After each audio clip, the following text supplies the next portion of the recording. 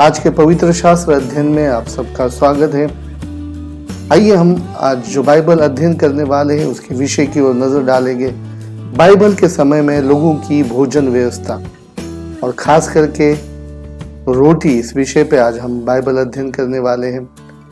तो सबसे पहले हम देखेंगे कि इजरायलियों का प्रमुख भोजन क्या था। इजरायली लोग जो फलस्तीन में रहते थे उनका प्रमुख भोजन सामान्य रीति से रोटी, ऑलिव ऑयल, तेल, पनीर या चीज हुआ करता था जो दूध जानवरों के दूधों से उन्हें मिलती थी। बाग बगीचों से वे फल और सब्जियां पाते थे और खास मौकों पर वे मांसाहार भी किया करते थे। तो आज हम रोटी के बारे में देखेंगे। रोटियां बार्ली अर्थात जौ और गेहूं के द्वारा बनाई जाती थी। इजराइल का मुख्य अनाज बार्ली और गेहूं था। अनाज को कच्चे खाने की भी पद्धति प्रचलित थी। वे खेती में धान्य की कणिकाओं को तोड़कर हाथ पर मसल कर खाते। लेवी व्यवस्था और दूसरे राजाओं की किताब के अंदर ऐसे संदर्भों को हम देखते। नए नियम में भी शिष्यों ने खेती के अंदर ही इन कणिकाओं को तोड़कर खाया, जिसके विषय में शास्त्री और यहूदियों के साथ हम बहस को देखते हैं। लूका उसकी 6वीं अध्याय, मत्ती 12वीं अध्याय और मरकुस की किताब में इस संदर्भों को आप पढ़ सकते हो। साथ ही वे अनाज को भूनकर खाते थे। कई बार वे पीसकर आटे से बनाई हुई रोटियों को भी खाया करते थे।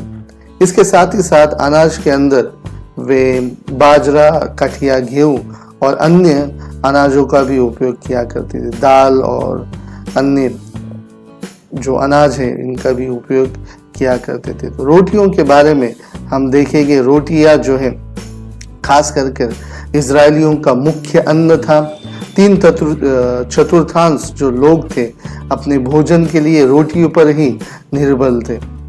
और ये जो रोटियां हुआ करती थी वे खास करके गेहूं और बार्ली की ही बनाई जाती थी, जो इजरायलियों का प्रमुख अन्न था।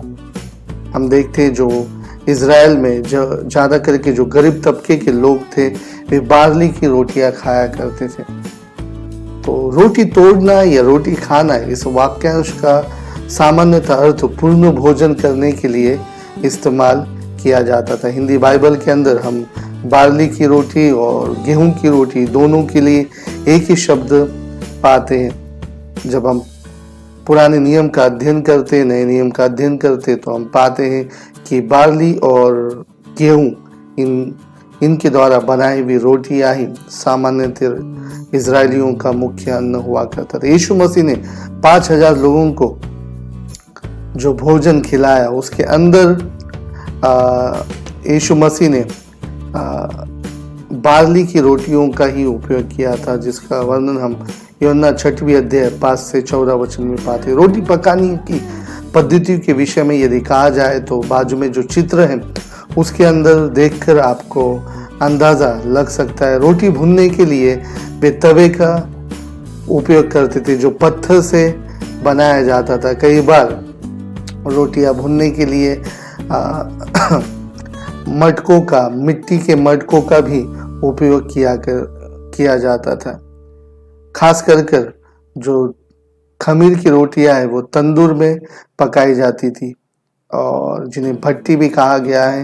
ये जो भट्टियां हैं सामान्य रीति से जमीन के अंदर 4 से 5 फीट गहरा खड्डा खोदकर बनाया जाता था, जिनका व्यास लगभग 3 फीट हुआ करता था। और साथ ही साथ घड़े का भी उपयोग किया जाता था जिसके अंदर रोटियों को सेका जाता था। कई बार ये जो भट्टियां हैं सामूहिक हुआ करती थी, जहाँ पर गांव के ऐसे एक स्थान पर ये भट्टियां हुआ करती थी जिसमें स्त्रियां बारी बारी से अपनी रोटियों को सेक कर घर पर ले जाया करती थी। ये भट्टियां जमीन में एक सुरंग के समान बनाई जाती। कई बार लोग पैसे देकर इन भट्टियों पे से रोटियों को भून ले आते थे। आइए कुछ रेफरेंस को मैं आपके लिए यहाँ पर देता हूँ जिसे आप पढ़ सकते हो, इन सभी रेफरेंस को, ताकि आपको अंदाजा हो जाए।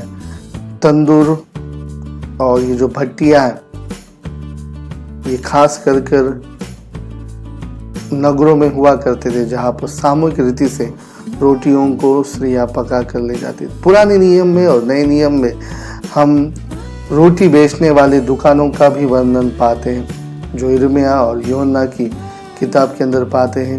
यीशु मसीह ने अपने चेलों को रोटी खरीद कर लाने के लिए कहा था ताकि 5000 लोगों के भोजन की व्यवस्था की जाए।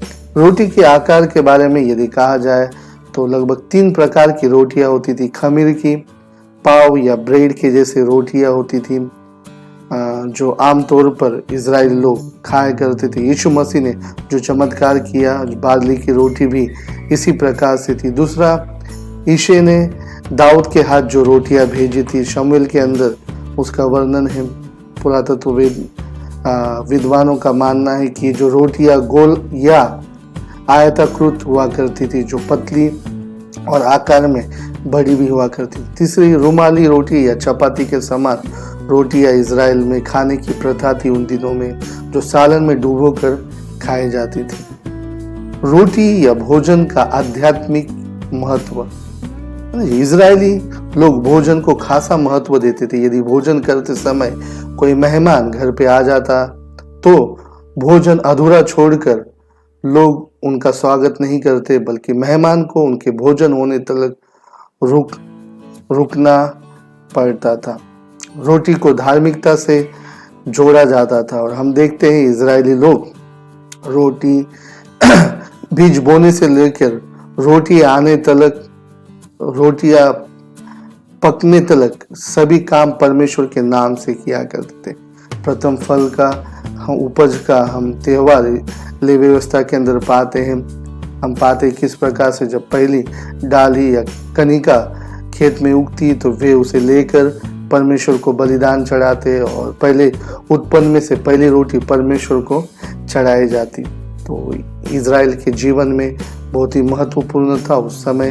प्रभु यीशु मसीह ने रोटी संबंधी महत्वपूर्ण शिक्षाएं दी। प्रभु की प्रार्थना में मत्ती उसकी 6वीं अध्याय 11 वचन में हमारी दिन भर की रोटी आज हमें दे। परमेश्वर का वचन हमें सिखाता है कि हमारे रोज के भोजन के लिए हमें परमेश्वर पर निर्भर होना चाहिए। लोगों को रोटियों की अहमियत को लेकर यीशु मसीह ने सच्ची रोटी कौन सी है इसके बारे में शिक्षा दी। यूहन्ना उसकी 6वीं अध्याय 35 वचन में वो कहता है, जीवन की रोटी मैं हूँ। हम देखते लोग इस दुनिया के अंदर रोटी के लिए परिश्रम करते हैं, मेहनत करते हैं और इसके लिए उन्हें आध्यात्मिकता के लिए समय नहीं रहता है। यीशु मसीह ने बताया कि सच्चा जीवन कौन है और सच्ची रोटी कौन है। तो यीशु मसीह ने सिखाया कि मैं जीवन की रोटी हूँ।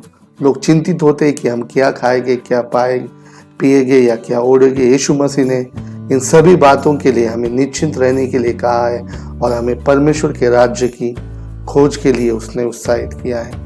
मैं आशा करता हूँ कि आज की ये जो बाइबल स्टडी है या अध्ययन है आपके लिए जरूर लाभदायक होगा। प्रभु आप सबको आशीष करे।